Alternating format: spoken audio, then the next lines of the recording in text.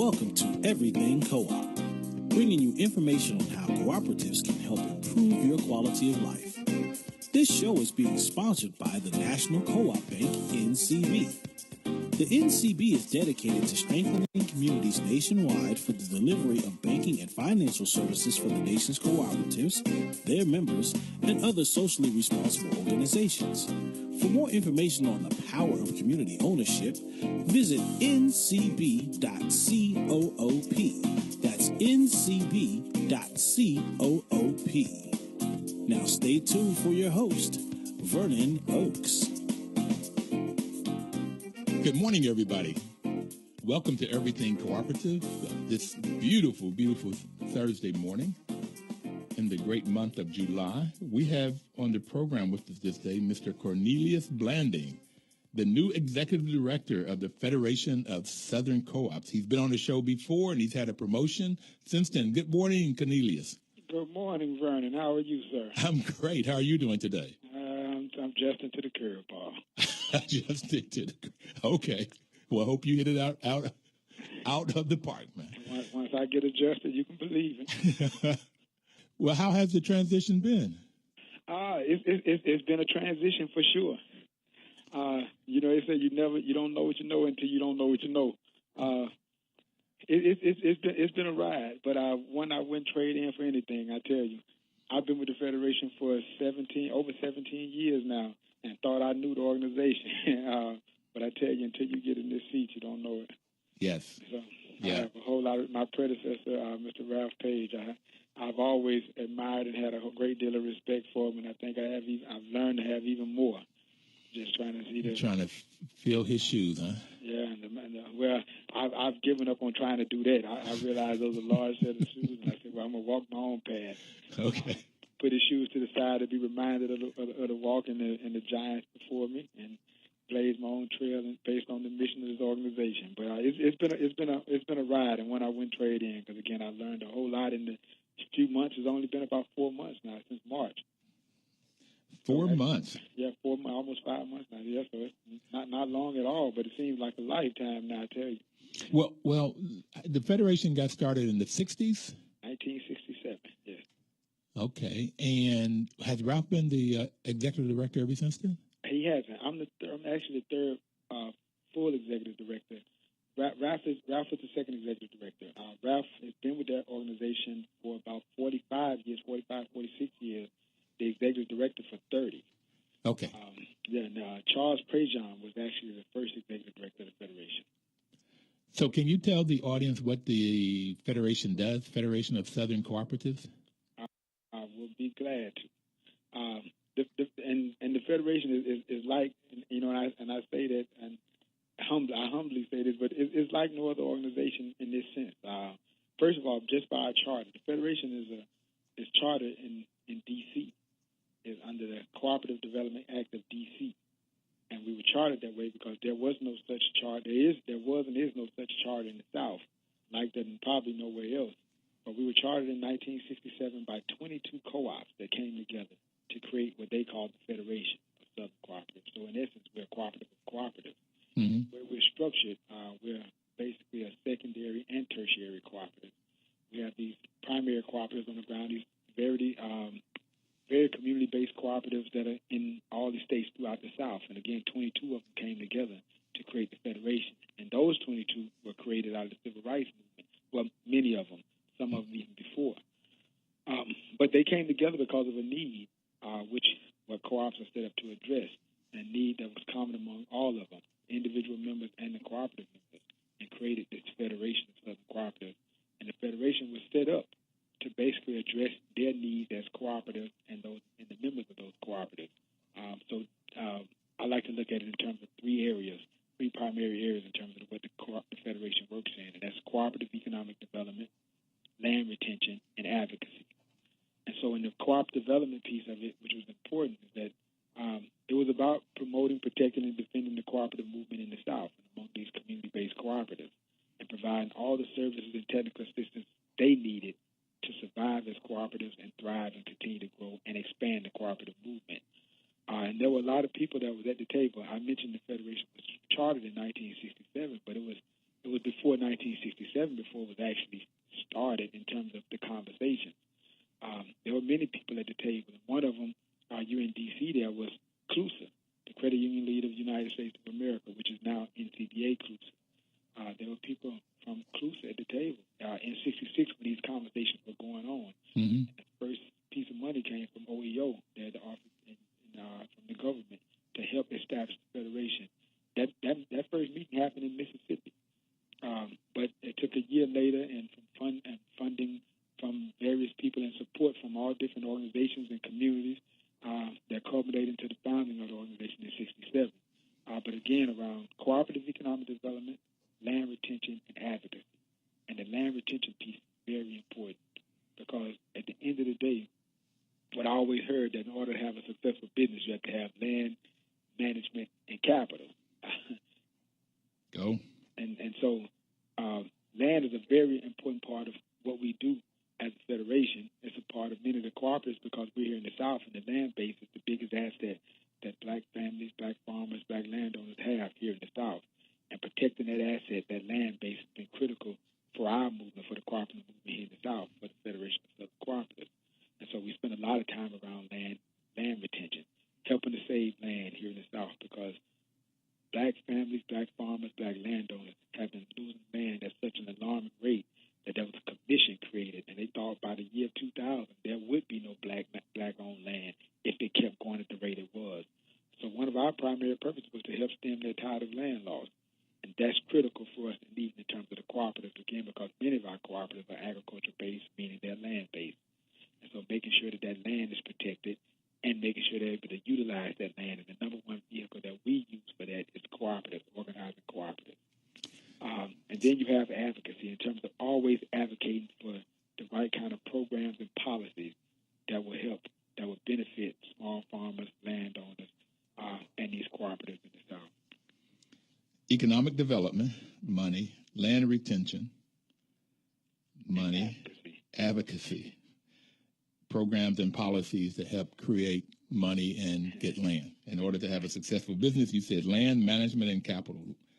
That's land, knowledge of how to run a business, and then the money to run the business. Exactly. All right. Well, you got how many? There were 22 to start. How many co-ops do you have now, or how many people are involved in your federation? Yeah, well, there were 22 cooperatives then. There's about 75 now, cooperatives and credit unions and community development groups. And it involves roughly around 20,000 individuals all around the South. And when you say all around the South, what states are you talking about? So we're actually chartered in D.C., but we're chartered to work in, I think, 13 states, which go from Texas all the way up to Virginia. However, we're a very limited resource organization, so we know we can't cover that amount of territory. So we have board representation from 9 southern states, but we actually focus in 6. And those 6 that we focus are Alabama, Georgia, Mississippi, South Carolina, Louisiana, Florida. And when I say focus, that's where we have physical staff and offices. But again, other states like Texas, Arkansas, Missouri, those states are important to us too because again we have membership there, and we have cooperatives there. We provide services there. Again, no physical office, no staff, but we're working to grow every day. Alabama, Georgia, Mississippi, South Carolina, Louisiana, and Florida. You got physical offices in those locations. Staff. Yes, sir. 75 credit unions, cooperatives and or credit unions with about 20,000 people. And when you say limited resources, you're talking about you don't have a whole lot of money to do all this programming and advocacy and economic development and land retention. Exactly. So what I consider one of our major problems is this, and I say problem for lack of a better word. We're, again, a cooperative economic development organization, cooperative land retention and advocacy. One of our biggest supporters is actually, we have many supporters, so I don't want to leave anybody out, but the lion's share of our resources come from government programs. And most of the government programs don't work in those areas that I mentioned: cooperative economic development, land retention, However, there are some. Rural development, as an example, is probably one of the biggest funders around cooperative work. Risk management agency is one we've been able to deal with some work around land retention. But for the most part, the lion's share of our resources come from agencies that focus on various types of programs, and those programs many times are geared towards individual farmers and landowners. But the nature of this organization is about the collective. And so trying to be creative, trying to figure out how do we deal with that piece, the mission of the organization, the core of the organization, what it was founded on, where the majority of our resources are coming from public sources and deal on the individual level. So that's the reason why many of our partners, all of our partners who give in what we call the unrestricted category are so valuable to us. No matter how small the donations, the contributions are, they go toward that piece that we call unrestricted that allows us to carry out the mission of the organization without those restrictions. Of the 20,000 people, how many are African American, would you suggest? The majority. The organization was founded by 22 African American cooperatives. However, we don't discriminate. We know that in our communities, all help is good help. And so there are some cooperatives that have some white, some Hispanic membership. Mm-hmm. And we've had cooperatives that have been primarily Hispanic cooperatives back in the late 60s, early 70s down in areas like Texas. But the majority, primarily, we work with African American farmers and landowners. But again, there are some other landowners and farmers who are part of the co-ops, and we welcome all support. We're about cooperative. So if somebody out there in the audience today wanted to give some money to the Federation, how would they do that? Various ways. So one is directly through the website. Our website is www.federation.coop, C-O-O-P. You can go on the website, and there's an area where you can contribute to the organization through a link there and specify how you want that to be given. You can call directly into the office, and one of the ladies here, somebody will talk to you and send a form and give you ways to mail resources in. And you can always ask for the account and go directly into the account. But whatever's easiest for folks, so we try to pride ourselves on making it as easy as possible to contribute to our cause. And so majority of the 20,000 people that you work with are African American. You're working in the South. And I had Doug O'Brien on the radio show last week from the White House. Rural Policy Council. The rural what? The White House Rural Policy Council. Yes.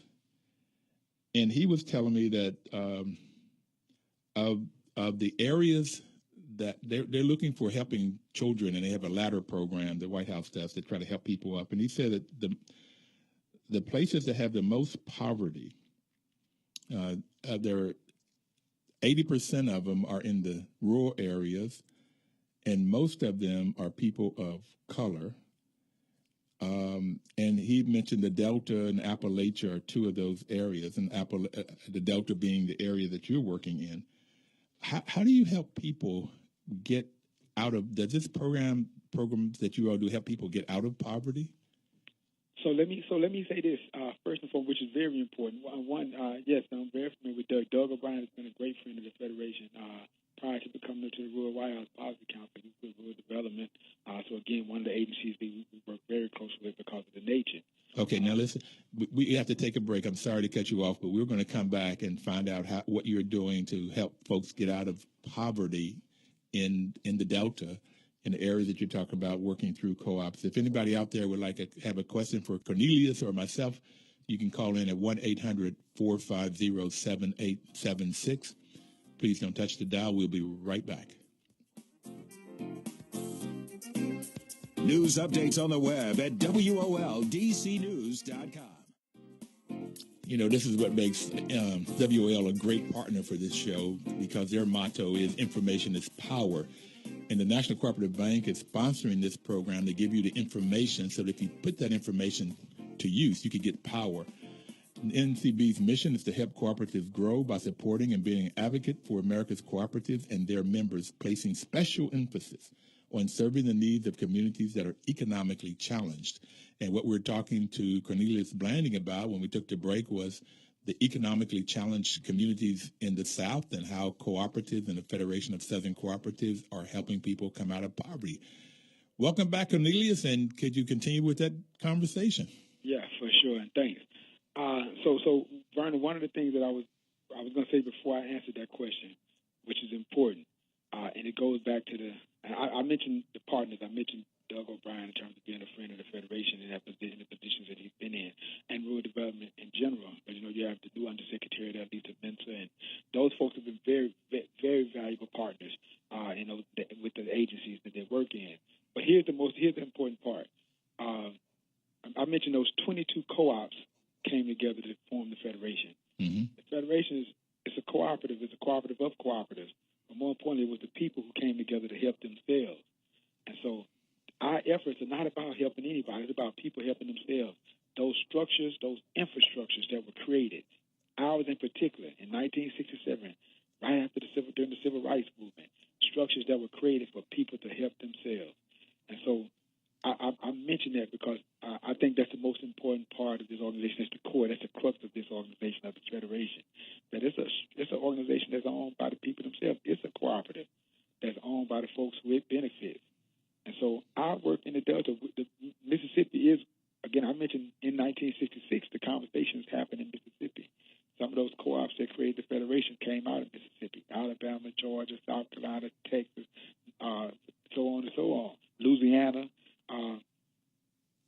But it's about people coming together to address their own problems and find solutions and partner with other folks, and especially the government, to help solve their own problems, to play roles and partner together. And in Mississippi, you mentioned Mississippi, and mm-hmm. coincidentally, to have that high rate of poverty and have some of the richest agricultural land in the world is an oxymoron. And so how do we make sure people understand the power, the importance of agriculture, the power and importance of land? There shouldn't be anybody who owns land who should be in poverty. And so what the Federation is about, the land retention part is about, 1, retaining that land base, 2, utilizing it, and 3, organizing the cooperatives to get the full benefit of it, those economies of scale that's needed. So how do you look at community development in a full scale, look at all the pieces, and pull all those different partners who may be working on one separate piece, put them together, but put them together for the sake of doing real community-based development work, cooperative economic development work in which the folks can find their own solutions, partner with communities, partner with groups and foundations and organizations that are based in those communities, that are owned by those communities. The Federation was created in 1967. It created the structure. The structure was put together, and it acquired a lot of infrastructure, including land that's owned by those communities, those people, those cooperatives. And just having those creative partnerships are ways to work through that where people can address their own issues of poverty. But it's centered around how do you build, how do you recognize land as a value, how do you secure it, how do you get the secure land tenure. That's an important topic, so it can be passed on, so it can stay in agriculture, and so you can realize the value of agriculture, agricultural businesses, and cooperatives as a solution to help alleviate poverty. But people can do it themselves if they have the right structures in place and the support and the partnerships. So you make a really interesting point here, which you got my total attention, because my question was, how do you help people come out of the poverty? And you turn around and said that people can help themselves come out of the poverty. You just created a structure.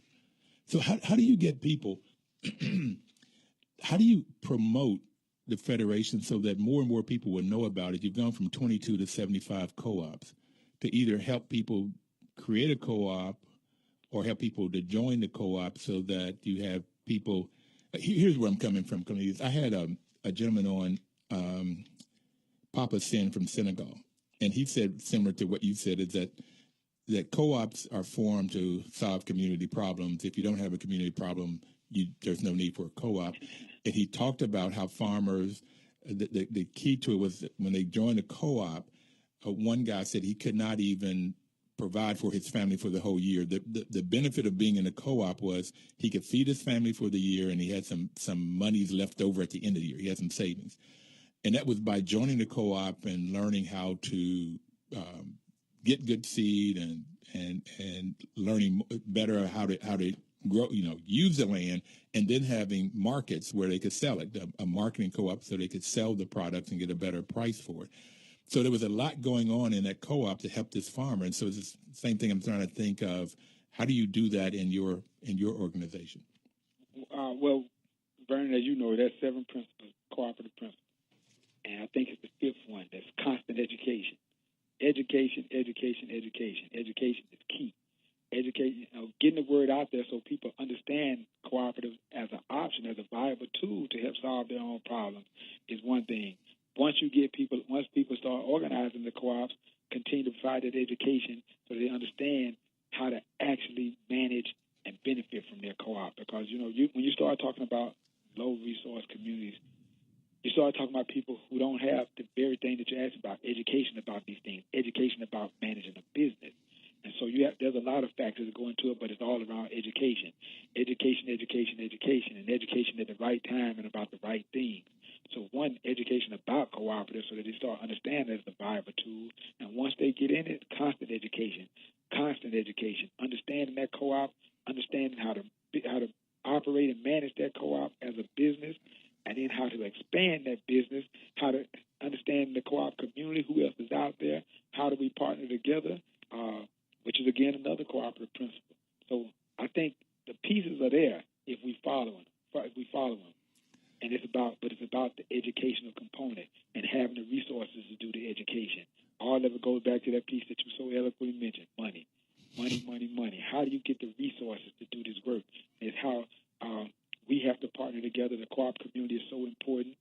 You mentioned NCB as the sponsor here, and which is very important. The NCBA was created out of a charter by the government, recognizing the need in these rural communities and around the world. And so NCB is a valuable partner because it is a resource tool for folks.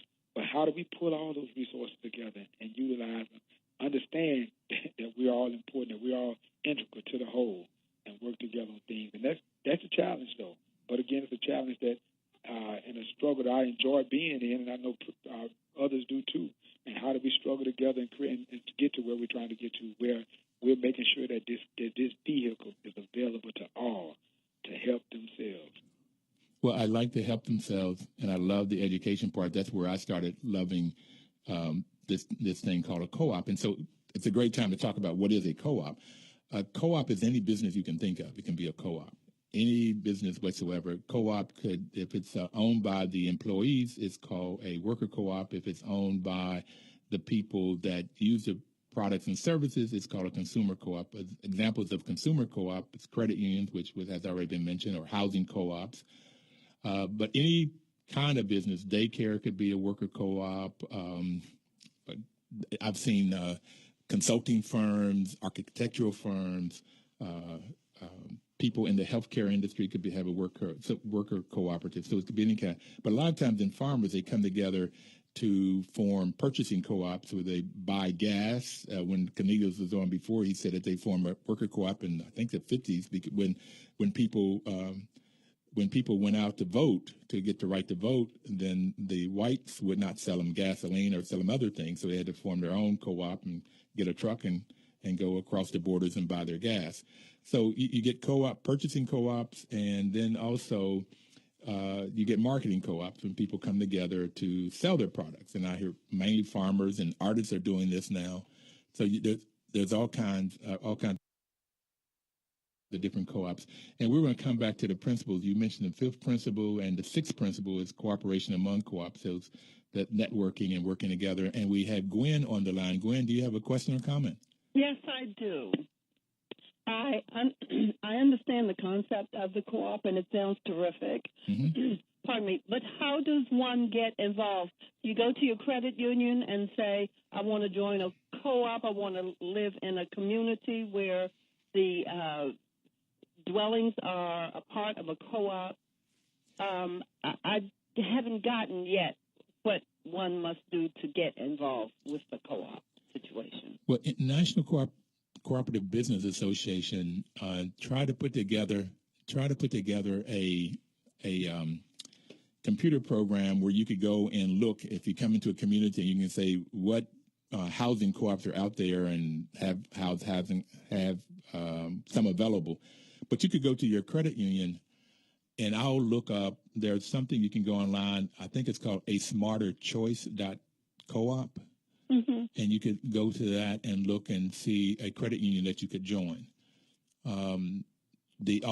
NCBA.coop is another place you could go look on their webpage and see what they're having. You could look under co-op in DC. There's something called coopdc.org where people will go on and log on. And there's a Silver Spring food co-op. There's a Greenbelt food co-op. So there's a lot of different co-ops around if you want to join one. Okay. Now, I'm actually calling because my grandson, who's 30 years old, is single, and he does have a little lump sum of money from a terrible accident he was in. And I was just thinking to help him mature some, to get involved with something like a co-op where living seems to be ideal because everybody's on the same page in terms of interest in the place where they live. That's a great listen. We've got to take a break. Gwen, please hang on. We'll be right back to talk about you and your grandson.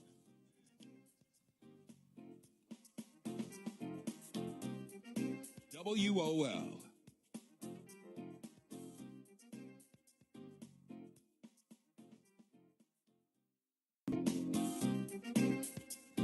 Welcome back, everybody, this Thursday. Gwen is talking about her grandson. She wants to see if she can help him. Gwen, I was hoping you weren't asking me to help him figure out a wife or something over here. No. Not yet. Not yet. Actually, he is single.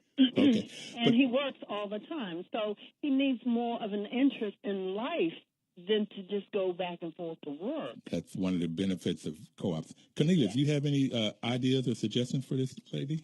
Well, I want to. Well, good morning, Gwen, and morning. And thanks for your question. Is the $1 million question. How does one get involved? That's the crux of the issue, and that's the challenge that's always posed. And trying to figure out how to make sure. Going back to that question Vernon asked, how do you make sure the education is out there, the information is out there, so people know about cooperatives? Because in fact, if people pull the covers back, cooperatives are prominent.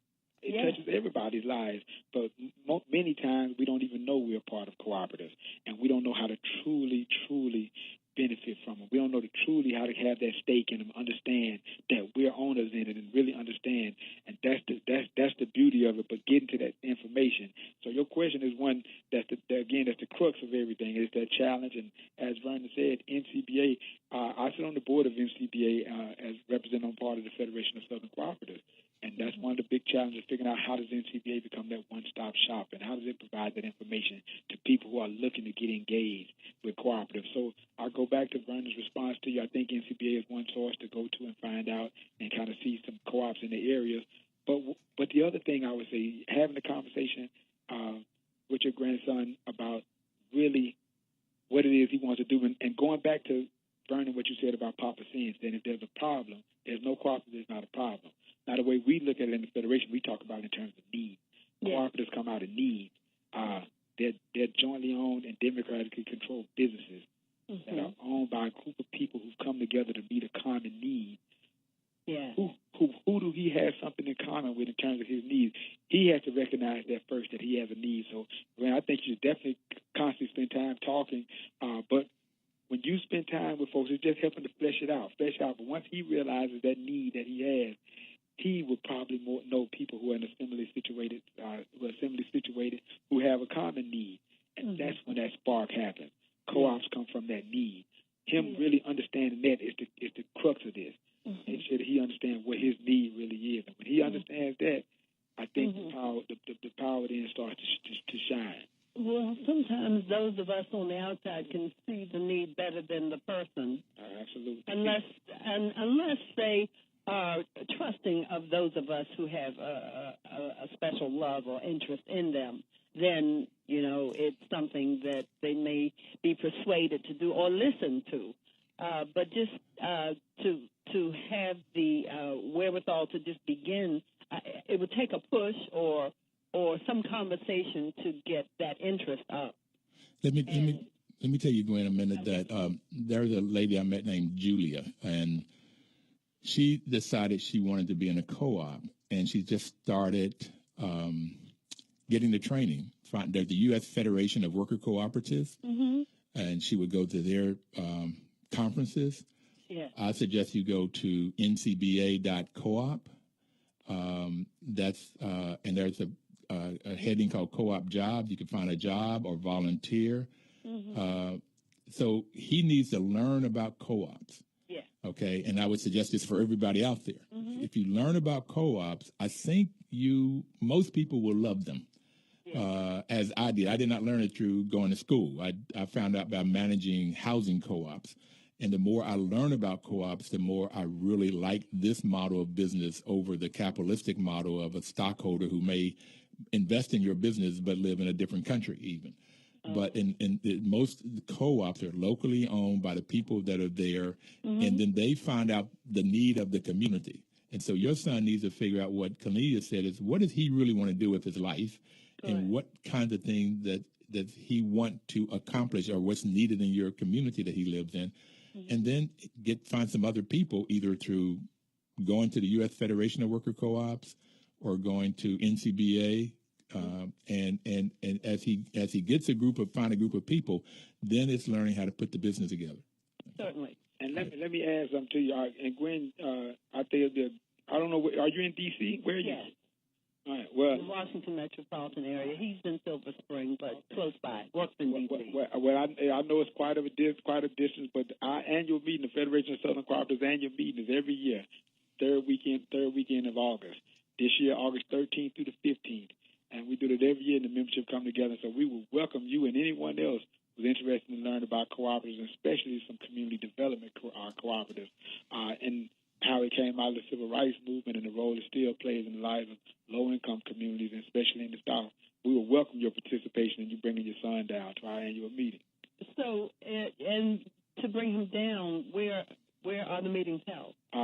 We start on Thursday in Birmingham, Alabama, which is probably one of the few places you can actually fly into. And then on Friday and Saturday, we go down to our training center. Our training center is in Epps, Alabama. And our director of program and operations, John Zippert, who was been with the Federation for all 48 years, like to say that Epps is the center of the universe. So Epps is a little small town about 100 miles west of Birmingham. Okay. Well, years and years ago, I was a member of the Cooperative Extension Service program, which is, in a way, it's sort of like that, but I'm told it's not at all connected. But the leadership training was similar. Of course, I was quite young back there. And I see likenesses in these different areas, but they're not connected, I understand. Okay. So it is something, though, that I think once a person realizes what a great program it is, who wouldn't want to be a party to that?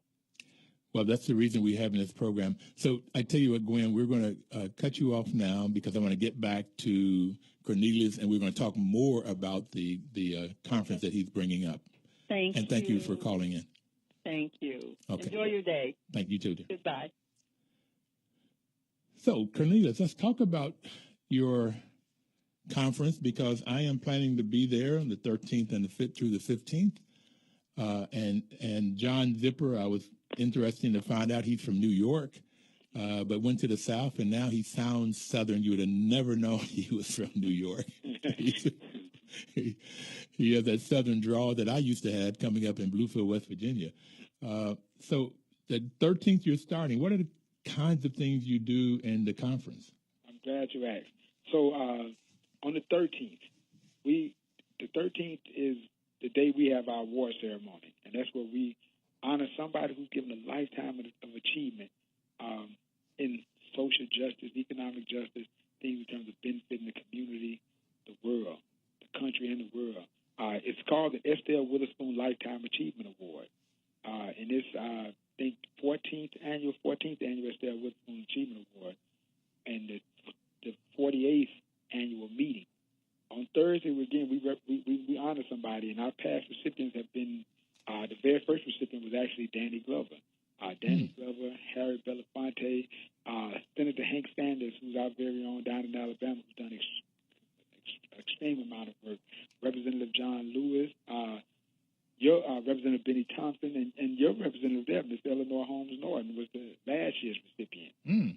So we honor folks during that time, get together and honor those folks who've done a lifetime achievement, but more, and we also honor them in the name of Estelle Witherspoon, who was one of the pioneers of the Federation. She was one of those the Freedom Quilting Bee, and was one of the founders, was in the room when the Federation was founded. The Freedom Quilting Bee was one of those co-ops that was created, again, out of need, back in Alabama, Alberta, Alabama, Wilcox County, the poorest county, I think, in the country.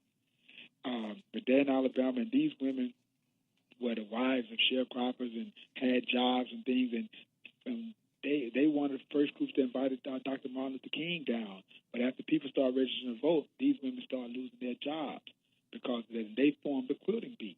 And as a matter of fact, there's some of the products from the quilting bee that are there at the Smithsonian. So, but Ms. Estelle Witherspoon, who again was one of the organizing pieces of that cooperative and also of the civil rights movement back then, and it's named for her. So we honor her while we're honoring somebody who's given a lifetime of achievement on Thursday. And we have a visit over the Birmingham Civil Rights Institute, right across from the church where the four little girls were bombed, where the church was bombed and the four little girls lost their lives. So it's a historical time for us. We leave there. Well, before you go on, I just want to make sure I get this, because Estelle Witherspoon and the quilting bee, are they still in existence? The quilting bee is. Estelle Witherspoon is passed. Okay. But the quilting bee is. And it's a struggle trying to maintain the quilting bee. There's been some fragmentation. There's been a lot of different issues in the community. And you'll hear a lot more about it when you're down, Vernon. Get a chance to see some of her family members, her daughter and son-in-law and stuff are present during the event. So you get a chance to learn more about her and the Freedom Quilting Bee and some of the problems they've had. But like many other co-ops, they have challenges to try to maintain. Any business has, they got to have the challenges, or it wouldn't be businesses. But listen, can you buy the quilts now? Yes, they still, and I get you connected down there. When you come down, we might be able to get you one. No, I want to buy one. I don't want you to get me one. I really want to buy one. And also, it gets cold up here in D.C. in the wintertime. So there might be some other people out there that want to buy some quilts. They're beautiful, and there's history. As a matter of fact, we did a quilt at my church, and we taught the kids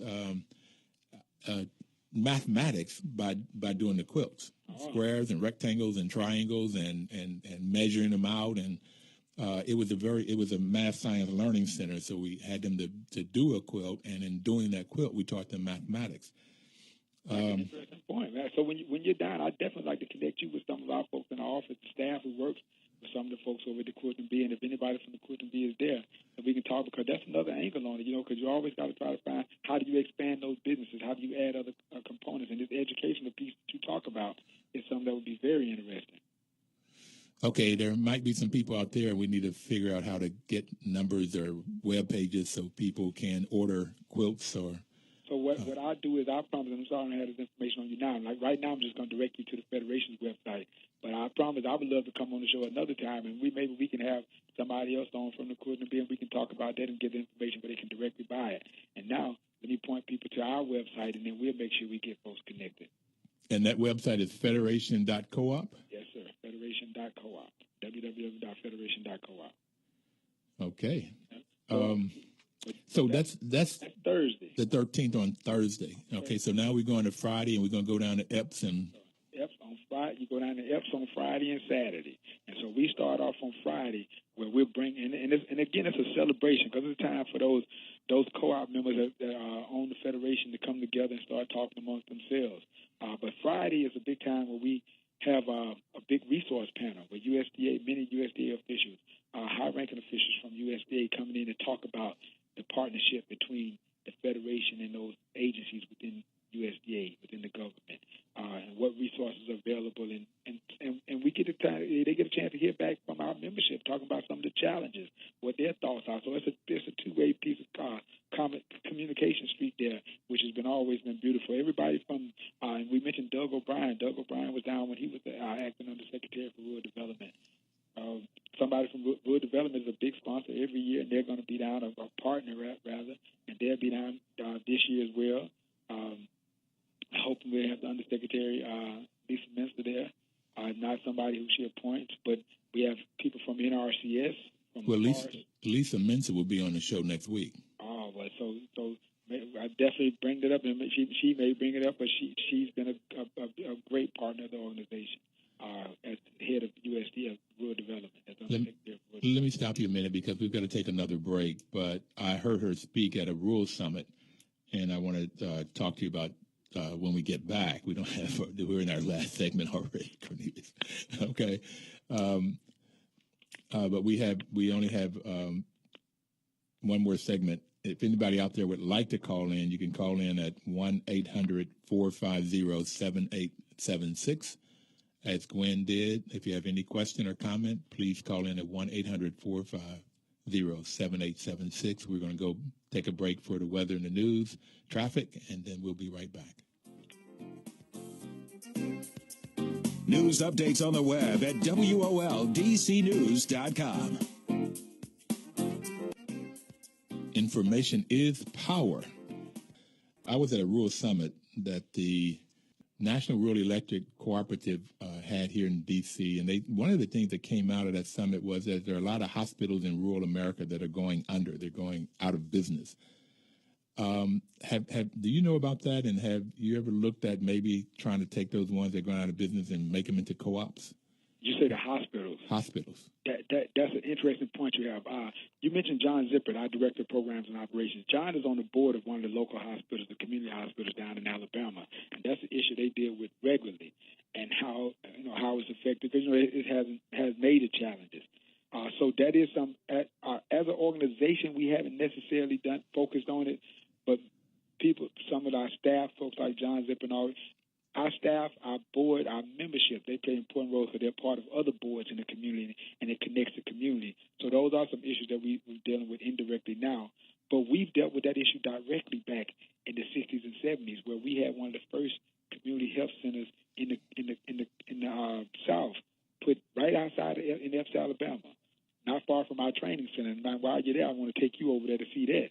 And the challenge was putting that there and having local doctors and nurses work there, but more importantly, bringing folks in where they could tend to the needs of the folks in the community. But it was such a challenge dealing in that era where they ended up shutting the health center down because we weren't licensed to run this kind of facility when we were only trying to meet needs. Mm-hmm. People had organized to meet their own needs and their healthcare needs at that particular instance. So that's an issue that's been important to us because, again, when you deal in the community, you have to deal with all particular needs, all right, different areas. And so it's something that we've always been interested in, directly into things where till we were shut down in that arena, but indirectly now, and that's through the piece that co-ops are so good at, providing that leadership. But people who become members of co-ops, they then get more engaged in their communities. They start running for seats on whether it's education, health, or whatever it is, and connect the community from all those different pieces. That's true community development. Well, I've heard that a lot, no matter where it is in the world. Going back to Papa Sin in Senegal, he said that the people that came out of the co-op would end up being city council members, Board of Education members, because they understood both in order to solve community problems that they have to be engaged, and then they have to be informed, get the knowledge, get the education. And so it just takes work. You have to be engaged to get stuff done. And so people then not only would become board members of co-ops, but they would go out into the community and help to structure solutions to the problems that were there. And it's exactly like that in the South, where in the communities where we work. So Thursday, you're in Epps, and then Friday, what kind of classes do you have? I assume you have a lot, because education is so important. Yes. So on Friday, again, we have the resource panel. Again, everybody from Rural Development, NRCS, FSA, the Farm Service Agency, to APHIS, Animal Plant Health Inspection Services, NAS, to do the agricultural statistics, so risk management, all the different agencies of the government, we have them there under one roof, talking about those programs and starting to talk about how even those programs have to be cooperatively ran. They have to work together in order to best fill the needs of our members, at least, but I'm sure of everybody, their constituents. So we structured in that way. We also do an update on whatever's going on for around the world right then. Right now, there's a big settlement that's going on, and so we're having an update around that. In the past, we've had big updates on the lawsuit that was going on. We also deal with training around co-op development cooperatives, looking at cooperative marketing, where some of the cooperatives work together, and look at what are the opportunities and how do they work together, cooperation among cooperatives. Land retention, we have what we call free wheels clinic. So where we look at estate planning, estate planning and wills, to deal with that land retention issue. So folks understand how to secure that land base, how to develop a will, how to structure into a family corporation or family land trust, or whatever the case may be, and have attorneys. We partner a lot with some of the universities. Southern University as one example. We got a program with Southern University that's been going on for years, where we get legal interns. We have legal students come there, and they're housed there at our training center in Epps now, and they get a good grasp of the issue of heirs property in our community. Mm-hmm. The problem that heirs property causes and how people lose their land, and they start helping to solve it. They work with us in these wheels clinics, and more importantly, whether they stay in this environment or not, they become friends and allies. One of the things that we've done is we put together a network of attorneys all around the South of people who understand the issue, and most of them understand it because they've even served as legal interns, or our attorney on staff go in and train and work with them to understand the issue and how do we look at it. We did a study that was commissioned by Congress and paid for by the U.S. government 35 years ago, back in 1980, that talked about the land tenure in the South and how to secure, looking around the South with black land ownership and what that problem was and what the land tenure situation looked like around the South. And that's a study that's still relevant today. The Secretary of Agriculture has put together a commission looking at those same things, looking at land tenure and how does that play a role in bringing beginning farmers in. So, again, this cooperative movement is connected in so many ways, just really putting your hands around and understanding it and how we all work together cooperatively to solve these problems and how we work together cooperatively in terms of helping people who are helping themselves. How do we all work hand in hand? Because we all play a role. Because at the end of the day, it affects us all. Mm-hmm. If we lose agricultural land in this country, it's going to affect the soil, water, and air. The main thing that some of the agencies, NRCS, the agency and the government set up to protect, it's going to affect that. And it's not a black problem, a white problem, a Hispanic problem. It's an American problem. It's a world problem.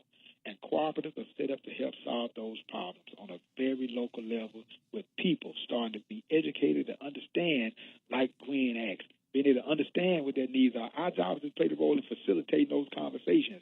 People are smart. They'll get it. Just facilitate that. When they understand their need, a cooperative is born. Listen, I hear you talk about land retention, but do you ever have an occasion where there's the land available to buy? Get land? There is. And so, and let me speak from example of heirs property. And so people know heirs property is when someone, the landowner passes and doesn't have a will or a plan, and he goes down and the land passes to the heirs, what they call the heirs, no matter how many they are.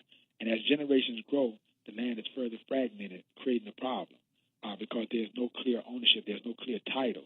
And so it's not a marketable title, what they call it. So it's hard to use it as collateral, hard to get access to some of the programs with USDA and all the increased income. So it's a host of problems that heirs property creates.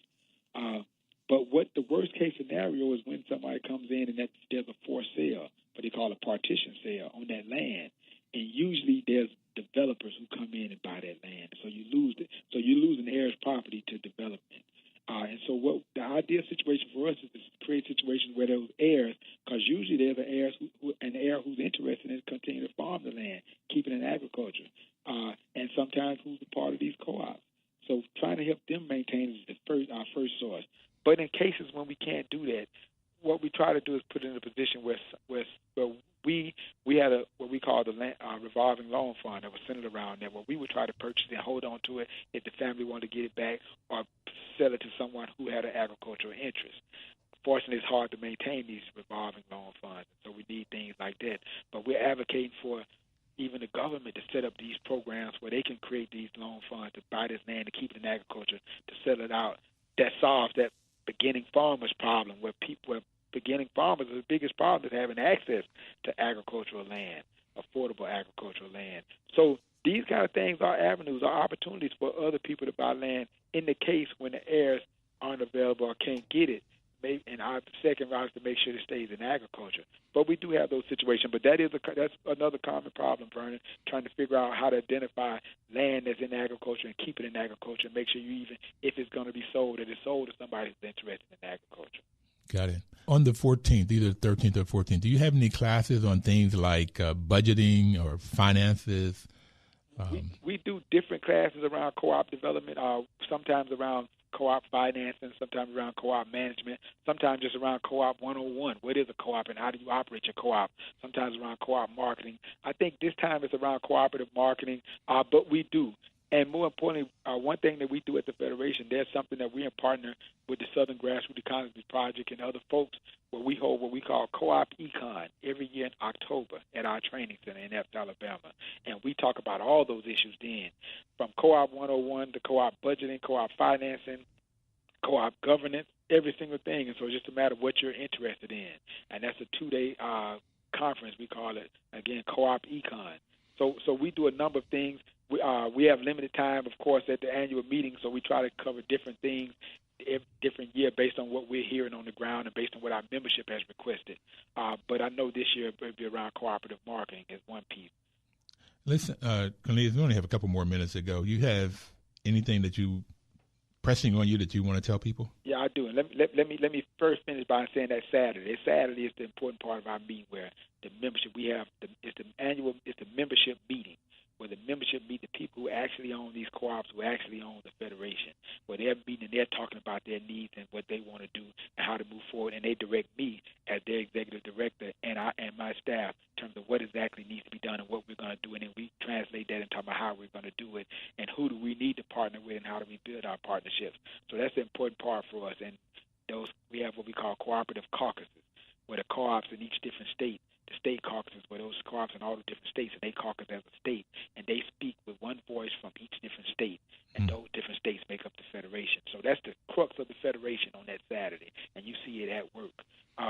But I like to just end with that and just talk about in terms of really how important it is for these partnerships. And again, the sponsor of this show, NCB, which is a valuable tool around the resource part of it, the capitalization of co-ops and communities. But every other key piece, the partnerships, whether it be the government, whether it be the banks, whether it be the cooperative community, the co-op developers, the cooperative themselves, and the communities, all of it is important. All of it has to work together, and it starts around education. Education, which culminates to fleshing out that need. Once you get that need, you got the spark for a co-op, and a co-op can help people solve their problems and address the needs of the community. And like you said, it's about the community being involved in owning those structures. Thank you, buddy. Infrastructure. It's a pleasure, always a pleasure, and I'll be talking to you and see you in a month. Vernon, I ought to start paying you to have me on this show. Okay.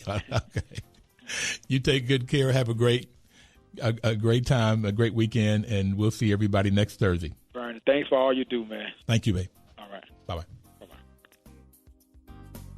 1450 WOL.